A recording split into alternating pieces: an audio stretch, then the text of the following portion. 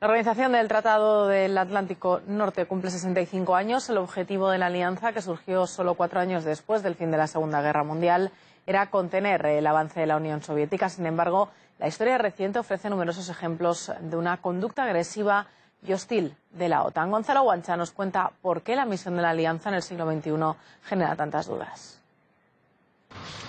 65 años de la OTAN han dado para mucho.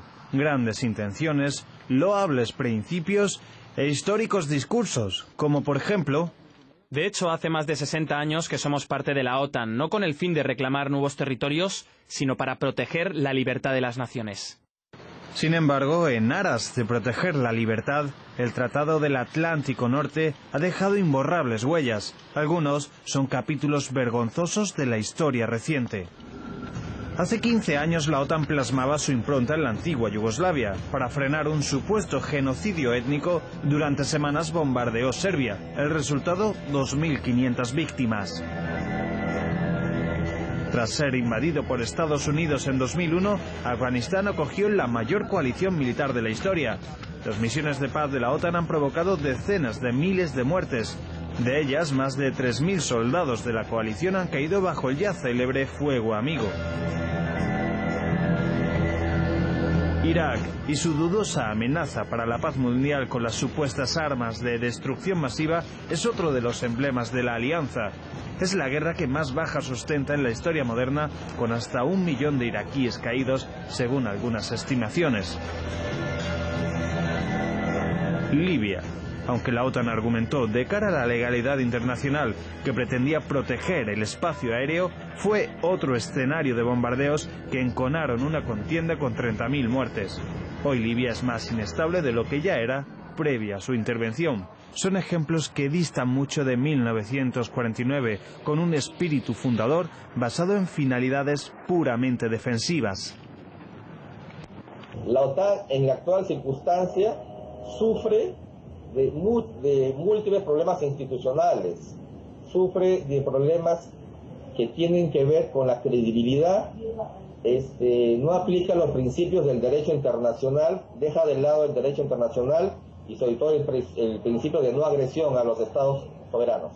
Pero en sus 65 años de historia no solo hay contradicciones, sino también omisiones. Por ejemplo, la de la promesa de no expandirse hacia el este, hacia Rusia. Como podemos observar en este mapa de la evolución de la OTAN en las últimas décadas, esta promesa, esta línea roja de vínculo con Rusia, ha sido rebasada varias veces. Por ejemplo, en el 99 con la inclusión de las naciones que conformaban el Pacto de Varsovia, o en el 2004 con la inclusión de las naciones bálticas o otras naciones limítrofes con el espacio postsoviético que dan acceso al Mar Negro, como Rumanía o Bulgaria. Croacia o Albania son la última rúbrica de esta tendencia expansiva de la OTAN hacia el este. Y los hechos recientes evidencian que precisamente Ucrania es el siguiente paso a tomar de la OTAN.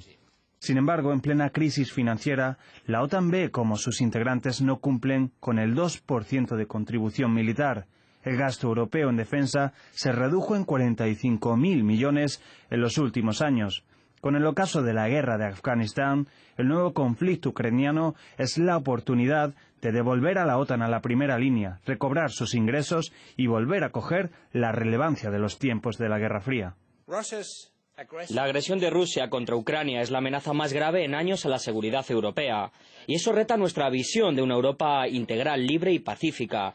La visión que hemos construido desde el final de la Guerra Fría.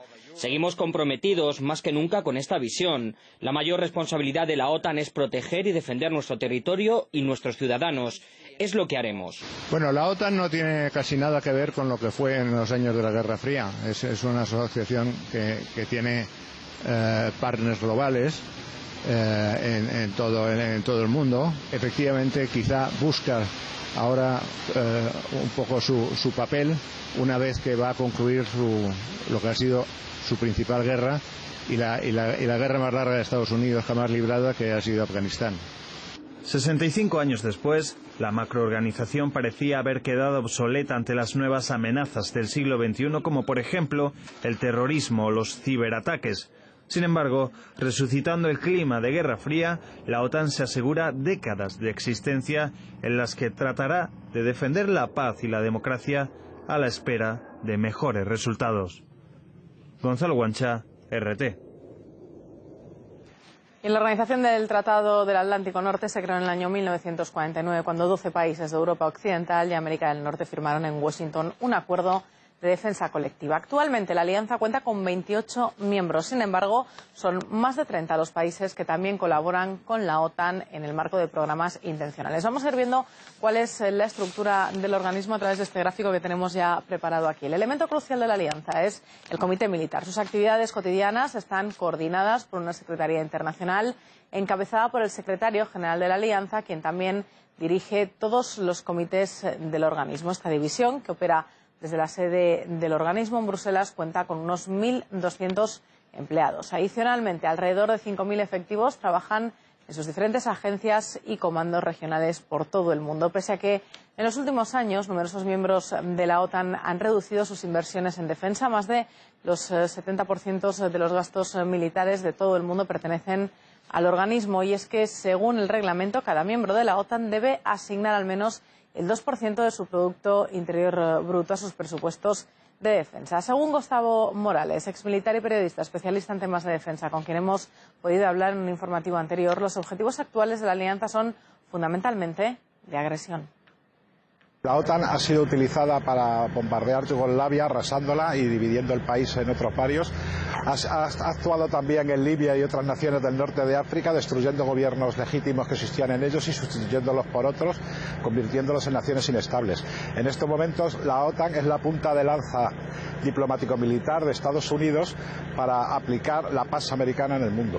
Echando un vistazo a la historia, uno de los principios con los que se creaba la OTAN suponía que si uno de sus miembros era agredido, el resto también tendría que responder a esa agresión. Sin embargo, llama la atención que no fue hasta después de la desintegración de la Unión Soviética hasta que se acude a esa premisa. ¿A qué se debe esto?